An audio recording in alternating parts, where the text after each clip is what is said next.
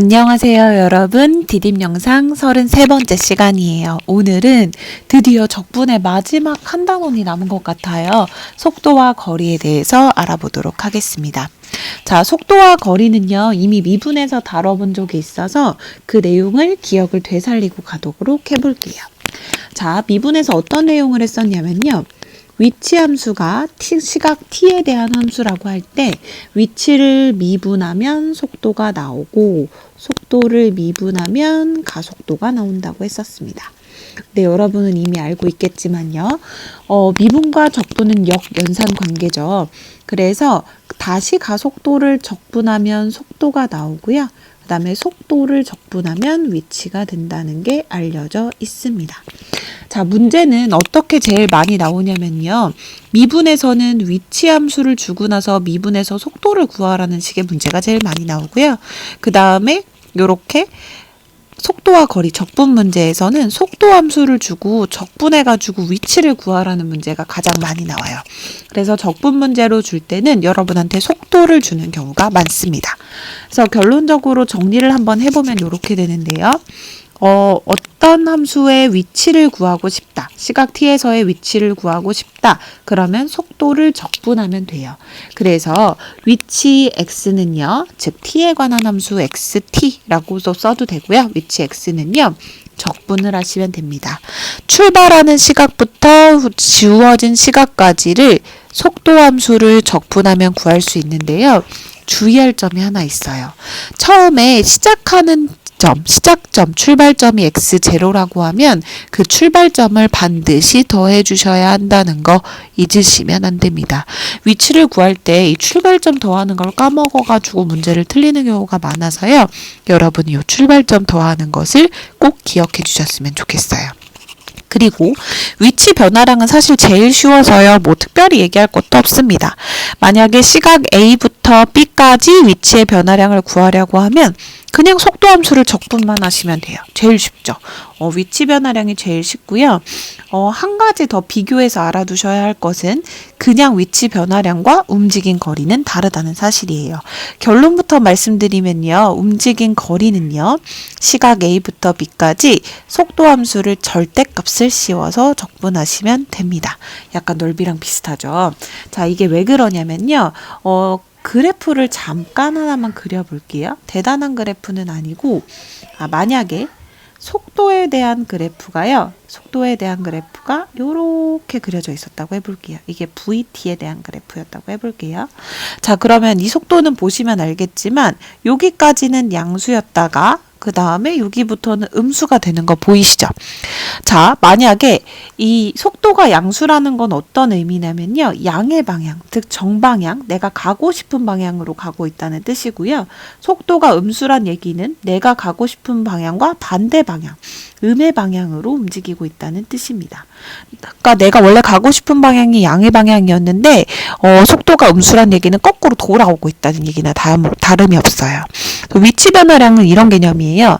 만약에 여러분이 여기 속도를 그러니까 속도를 적분을 했는데 이 부분은 양수예요. 그러면 요만큼의 거리는 앞으로 갔다가 그 다음에 요만큼의 거리는 다시 뒤로 돌아오는 거라고 생각하시면 됩니다.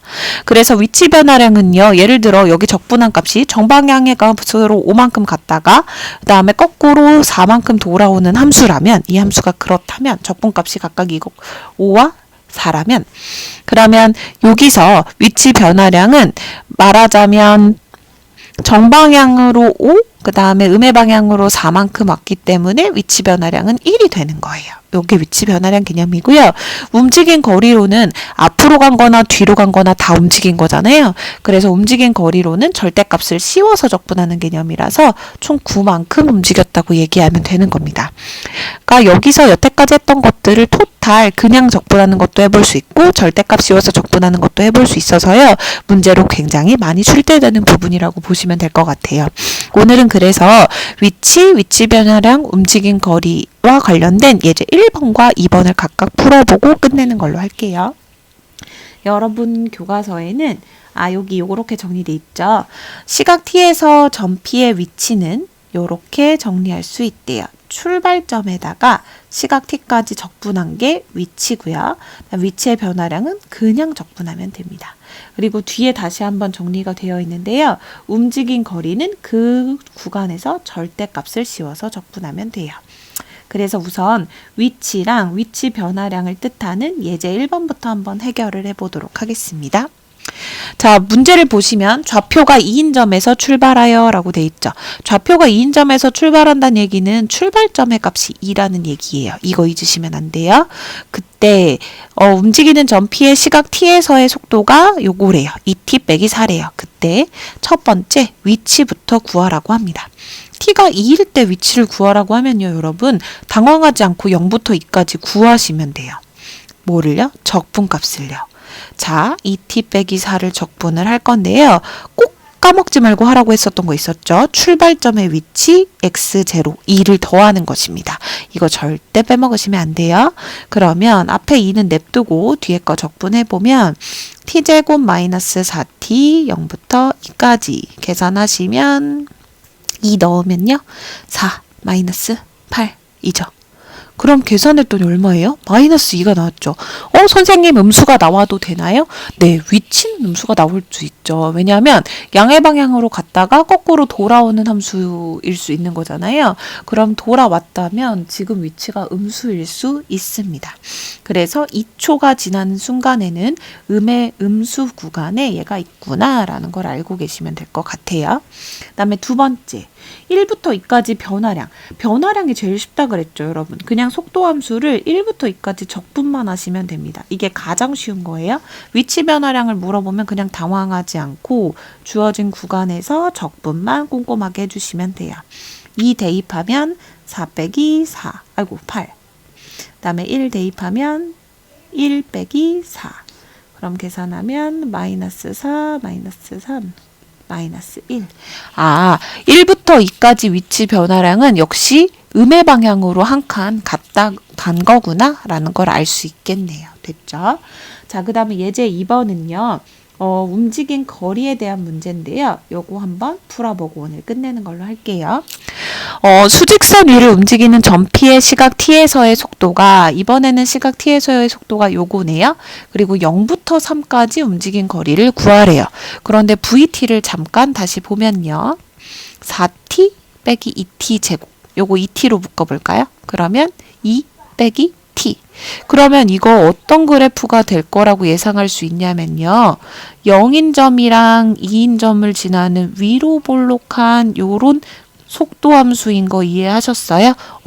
그리고 문제에서 우리 보고 구하라고 한 건 0부터 어디까지? 3까지네요. 0부터 3까지. 0부터 3까지 움직인 거리를 구하래요. 그럼 여러분 아까도 말씀드렸죠. 움직인 거리는 앞으로 갔다가 뒤돌아오더라도 거리로 계산해야 된다고 했었어요.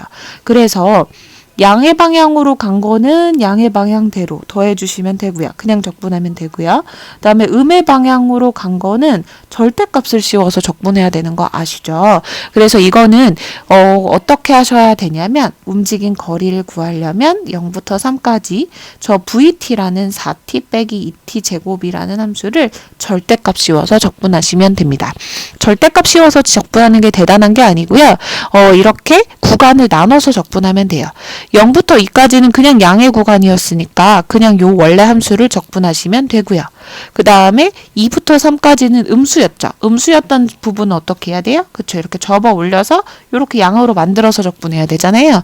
그래서 마이너스 부호를 붙이시면 됩니다. 원래 함수에 마이너스 부호를 붙여서 양수로 만든 다음에 적분하시면 돼요.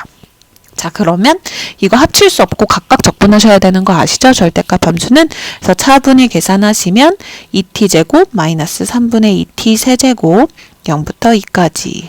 여기도 마이너스 2t 제곱 플러스 3분의 2t 세제곱 이렇게 해서 2부터 3까지 이렇게 계산을 하시면 됩니다.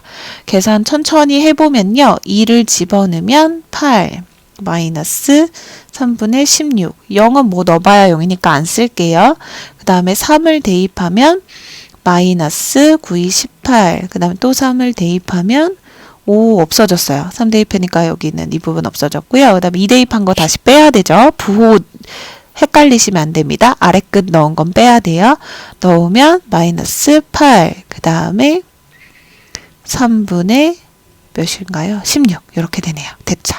그럼 이렇게 가운데 거 없어졌고요. 그 다음에 뒤에 거 차분히 계산을 해보시면 여기 8, 여기도 플러스 8. 그럼 계산하면 일단 16. 그 다음에 여기 마이너스 16, 여기도 마이너스 16이네. 마이너스 3분의 16이네요. 그럼 마이너스 3분의 32. 그러면 3분의 48 빼기 32니까 결국 3분의 16이 답으로 나오겠네요. 움직인 거리는 구했을 때 지금 계산하신 것처럼 무조건 양수가 나와야 합니다. 마치 넓이 구한 것처럼요. 그래서 넓이 구한 것처럼 양수가 아니라면 움직인 거리를 잘못 계산한 거라는 거. 그래서 다시 계산하셔야 된다는 거 알고 계시면 될 것 같아요. 오늘은 여기까지 할게요. 수업 시간에 또 다양한 문제 풀어봐요. 수고하셨어요. 안녕.